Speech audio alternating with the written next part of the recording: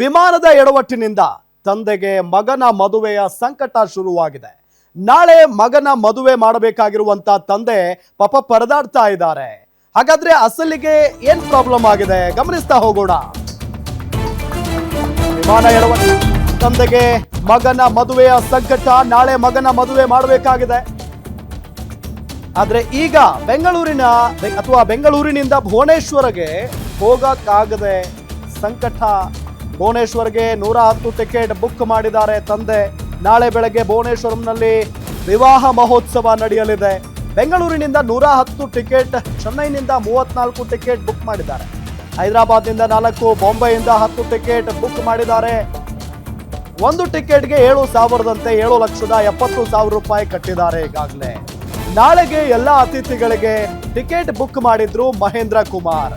ಇದೀಗ ವಿಮಾನ ಕ್ಯಾನ್ಸಲ್ ಆಗಿದ್ರಿಂದ ವಿವಾಹ ನಡೆಯುತ್ತೋ ಇಲ್ವೋ ಟೆನ್ಷನ್ ಇದ್ದೇ ಇದೆ. ಇದೀಗ ವರ ಬೆಂಗಳೂರಲ್ಲಿದ್ದಾರೆ, ವಧು ಭುವನೇಶ್ವರದಲ್ಲಿದ್ದಾರೆ. ಇಂಡಿಗೋ ಸಂಸ್ಥೆಯ ಅವಾಂತರದಿಂದ ತಂದೆ ಮಗನ ಪರದಾಟ ಹೆಂಗಾಗಿದೆ ಅಂತ ಅಂದ್ರೆ ಏನಪ್ಪ ಮಾಡೋದು.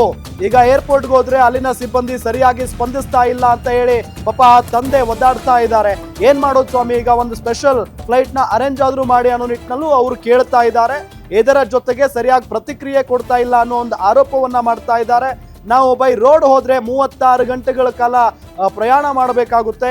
ನಾಳೆ ಬೆಳಗ್ಗೆನೆ ವಿವಾಹ ಮಹೋತ್ಸವ ಇದೆ, ಹೆಂಗ್ ಹೋಗೋದು ಅನ್ನೋದು ಅವ್ರ ಪ್ರಶ್ನೆ. ನಮ್ಮ ಮಗಂದು ಮದುವೆ 6ನೇ ತಾರೀಕು ಭುವನೇಶ್ವರ್ನಲ್ಲಿ ಇದೆ.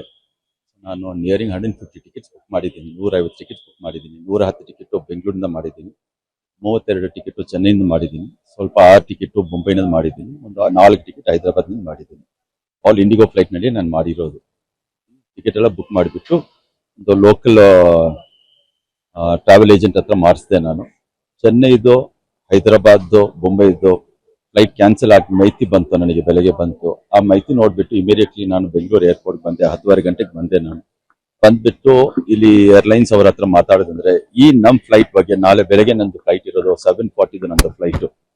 7:40 ಫ್ಲೈಟ್ ಬಗ್ಗೆ ಯಾವ್ದು ಸರಿಯಾಗಿ ಮಾಹಿತಿ ಕೊಡ್ತಾ ಇಲ್ಲ ಅವರು. ಅವರೇ ಒಂದೇ ಮಾತು ಹೇಳ್ತಾರೆ, ಇವತ್ತು ಯಾವ್ದು ಕ್ಯಾನ್ಸಲ್ ಆಗಿರೋದು ಅದಕ್ಕೆ ಮಾತ್ರ ಮಾಹಿತಿ ಕೊಡಬಹುದು, ನಾಳೆ ಬೆಳಗ್ಗೆ ನಾನು ಏನು ಹೇಳಕ್ಕಿಲ್ಲ. ನಾನು ಹೇಳಿದ್ರೆ 110 ಜನಕ್ಕೆ ನಾನು ಕರ್ಕೊಂಡು ಇಲ್ಲಿ ಬಂದ್ಬಿಟ್ಟು ನೀವು ಆ ಟೈಮ್ಲಿ ನನಗೆ ಕ್ಯಾನ್ಸಲ್ ಆಯ್ತು ಅಂದ್ರೆ ನನಗೂ ಮಾನ ಮರ್ಯಾದೆ ಏನಾಗುತ್ತೆ. ನಮ್ಮ ಸ್ನೇಹಿತರು ಕರ್ಕೊಂಡು ಬರ್ತಾ ಇದ್ದೀನಿ, ನಾನು ನಮ್ಮ ಬೀಗರವ್ರು ಕರ್ಕೊಂಡು ಬರ್ತಾ ಇದ್ದೀನಿ, ನಮ್ಮ ಫ್ರೆಂಡ್ಸ್, ನಮ್ಮ ಮದರ್ ಬರ್ತಾ ಇದ್ದಾರೆ. My mother is around some 82 years old, 82 years ಅವ್ರಿಗೆ ಕರ್ಕೊಂಡು ಬರ್ತಾ ಇದ್ದೀನಿ. ಬೆಳಿಗ್ಗೆ ನನಗೆ 3 o'clock ಏರ್ಪೋರ್ಟ್ ನಿಂದ ಬಂದ್ಬಿಟ್ಟು ಆ ತರ ಪ್ರಾಬ್ಲಮ್ ಆಗಬಾರ್ದು ಹೇಳಿ ನಾನು ಬೆಳಗ್ಗೆ 10:30 ಗಂಟೆಗೆ ಇಲ್ಲಿ ಬಂದೆ. ನಾನು 10:30 ಗಂಟೆಯಿಂದ ಇವಾಗ 3:30 ಗಂಟೆವರೆಗೆ ಆಯ್ತು, ಯಾರು ಸರಿ ಕೊಡ್ತಾ ಇಲ್ಲ ಮಾಹಿತಿ. ಏನಾದ್ರೆ ವಿ ಡು ನಾಟ್ ನೋ ಅಷ್ಟೇ ಹೇಳ್ತಾರೆ. ನಾನು ಅದ್ರ ಬಗ್ಗೆ ನಾನು ಏನು ಹೇಳಕ್ಕಿಲ್ಲ ಹೇಳ್ತಾರೆ ಅವರು. ನಾನು ಹೇಳಿದ್ರೆ ನಾನು ಬಂದಿರೋದಕ್ಕೋಸ್ಕರ ಒಂದು ಪ್ರೈವೇಟೈಸೇಷನ್ ಮಾಡಿ ಒಂದು ಪ್ರಯಾರಿಟಿ ಕೊಡಿ ನನಗೆ. ಇದೇ ವಿಚಾರಕ್ಕೆ ಸಂಬಂಧಪಟ್ಟಂತೆ ಡೀಟೇಲ್ಸ್ ಕೊಡ್ತಾರೆ. ಏರ್ಪೋರ್ಟ್ ನಿಂದ ನೇರ ಸಂಪರ್ಕದಲ್ಲಿ ಜಾಯ್ನ್ ಆಗಿದ್ದಾರೆ ಮಹೇಶ್. ಫ್ಲೈಟ್ ಕ್ಯಾನ್ಸಲ್ ಆಗೋದಕ್ಕೆ ಏನ್ ಕಾರಣ ಮತ್ತು ಆ ತಂದೆ ಏನ್ ಹೇಳ್ತಾ ಇದ್ದಾರೆ, ಜೊತೆಗೆ ಏರ್ಪೋರ್ಟ್ನವರು ಯಾವ ರೀತಿಯಾಗಿ ಅವ್ರಿಗೆ ಸ್ಪಂದಿಸಿದ್ದಾರೆ ಅಂತ. ಪ್ರತಿಷ್ಠಿತ ಏರ್ಲೈನ್ಸ್ ಕಂಪನಿ ಆಗಿರುವಂತ ಇಂಡಿಗೋ ಏರ್ಲೈನ್ಸ್ ಏನಿದೆ, ಇಲ್ಲಿ ಸಾಕಷ್ಟು ತಾಂತ್ರಿಕ ಸಮಸ್ಯೆ ಮತ್ತು ಸಿಬ್ಬಂದಿ ಕೊರತೆಯಿಂದಾಗಿ ಸಾಕಷ್ಟು ಸಮಸ್ಯೆ ಈಡಾಗಿರುವಂತದ್ದು. ಈಗ ಈ ಪರಿಸ್ಥಿತಿ 2-3 ದಿನಗಳಿಂದ ಸತತವಾಗಿ ಮುಂದುವರಿತಾ ಇದೆ. ಈ ನೆಲೆಯಲ್ಲಿ ಬೆಂಗಳೂರಿಂದ ಹೊರ ರಾಜ್ಯಕ್ಕೆ, ಹೊರ ದೇಶಗಳಿಗೆ ಹೋಗುವಂತ ಪ್ರಯಾಣಿಕರು ಮತ್ತೆ ಅಲ್ಲಿಂದ ಅಂದ್ರೆ ಹೊರ ದೇಶದಿಂದ ಹೊರ ರಾಜ್ಯಗಳಿಂದ ಬೆಂಗಳೂರಿಗೆ ಬರುವಂತ ಪ್ರಯಾಣಿಕರ ಪರಿಸ್ಥಿತಿ ಅಧೋಗತಿ ಆಗಿರುವಂತದ್ದು. ಈ ನೆಲೆಯಲ್ಲಿ ಸಾಕಷ್ಟು ಪ್ರಯಾಣಿಕರು ಇಂಡಿಗೋ ಏರ್ಲೈನ್ಸ್ ಏನಿದೆ ಆ ಸಿಬ್ಬಂದಿ ವಿರುದ್ಧ ಸಾಕಷ್ಟು ಆಕ್ರೋಶನ ವ್ಯಕ್ತಪಡಿಸ್ತಾ ಇದ್ದಾರೆ.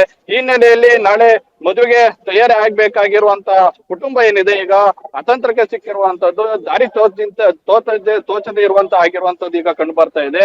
ಅಂದ್ರೆ ಬೆಂಗಳೂರಿನಿಂದ ಮತ್ತೆ ಭುವನೇಶ್ವರಲ್ಲಿ ಒಂದು ಮದುವೆ ಏನು ರೆಡಿ ಆಗಿರುತ್ತೆ, ಅಲ್ಲಿಂದ ಅಲ್ಲಿಗೆ ಹೋಗ್ಬೇಕಾಗಿರುವಂತ ಬೆಂಗಳೂರಿನಿಂದ ಹೋಗ್ಬೇಕಾಗಿರುವಂತ ವರನ ಕಡೆಯವರು ಈಗ ಅತಂತ್ರಕ್ಕೆ ಸಿಲುಕಿರುವಂತದ್ದು.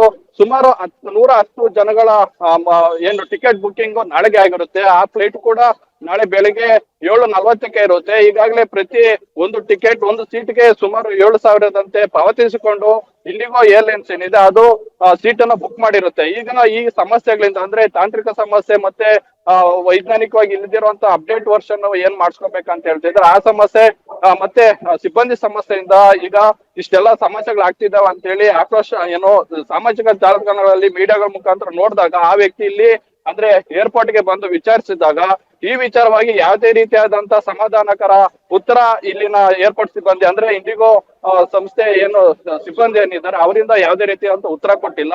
ಈ ಮಹೇಂದ್ರ ಕುಮಾರ್ ಏನಿದ್ದಾರೆ ಅವರು ಸಹ ಏನೋ ನಮ್ಗೆ ಬೇರೆ ಪರ್ಯಾಯ ವ್ಯವಸ್ಥೆ ಮಾಡ್ಕೊಡಿ, ಯಾಕೆಂದ್ರೆ ನನ್ನ ಮಗನ ಮದುವೆ ಇದೆ, ಮತ್ತೆ ನಮ್ಮ ಕುಟುಂಬದ ಸದಸ್ಯರೆಲ್ಲ ಈಗಾಗಲೇ ರೆಡಿಯಾಗಿ ಕೂತಿದ್ದಾರೆ, ಎಲ್ಲ ಏನೋ ರೂಪುರೇಷೆಗಳೆಲ್ಲ ಪೂರಕವಾಗಿದೆ, ಇನ್ನೇನು ಅಲ್ಲಿ ಕೂಡ ಮದುಮಗಳು ಏನಿದ್ದಾರೆ ಅವರು ಕೂಡ ಎಲ್ಲಾ ರೀತಿಯಾದಂತ ಅನುಕೂಲವನ್ನ ಮಾಡ್ಕೊಂಡಿದ್ದಾರೆ. ಈ ನಿಟ್ಟಿನಲ್ಲಿ ಈಗ ಏಕಾಏಕಿ ಬಂದು ಫ್ಲೈಟ್ ಡಿಲೇ ಆಗಿದೆ ಅಂತ ಹೇಳಿದ್ರೆ ನಮ್ಮ ಮುಂದಿನ ಪರಿಸ್ಥಿತಿ ಹೇಗಾಗ್ಬೋದು?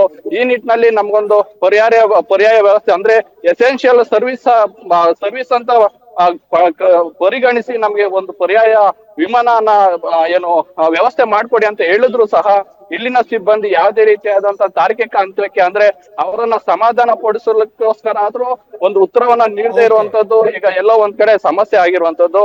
ಈಗ ಅವರು ಏನ್ ಹೇಳ್ತಾ ಇರೋದಂತಂದ್ರೆ ಈಗ ಇಷ್ಟೆಲ್ಲಾ ಸಮಸ್ಯೆಗಳಿಗೆ ನೇರ ಹೊಣೆ ಆಗಿರುವಂತದ್ದು ಇಂಡಿಗೋ ಏರ್ಲೈನ್ಸ್. ಹಾಗಾಗಿ ಈ ಇಂಡಿಗೋ ಏರ್ಲೈನ್ಸ್ ಏನಿದೆ ಯಾವುದೇ ರೀತಿಯಾದಂತ ನಮ್ಗೆ ಸಹಕಾರ ನೀಡಿಲ್ಲ ಅಂದ್ರೆ ನಾವು ಕಾನೂನು ಮುಖಾಂತರ ಹೋರಾಟ ಮಾಡ್ಲಿಕ್ಕೂ ಸಿದ್ಧ ಆಗ್ತೀವಿ ಅಂತ ಹೇಳಿ ಇಲ್ಲಿನ ಎಲ್ಲ ಇವರ ಜೊತೆ ಇನ್ನಿತರ ಗ್ರಾಹಕರು ಸಹ ಆಕ್ರೋಶನ ಹೊರಹಾಕ್ತಿರುವಂತದ್ದು. Ram, yes thank you Mahesh, ತಮ್ಮೆಲ್ಲ ಮಾಹಿತಿ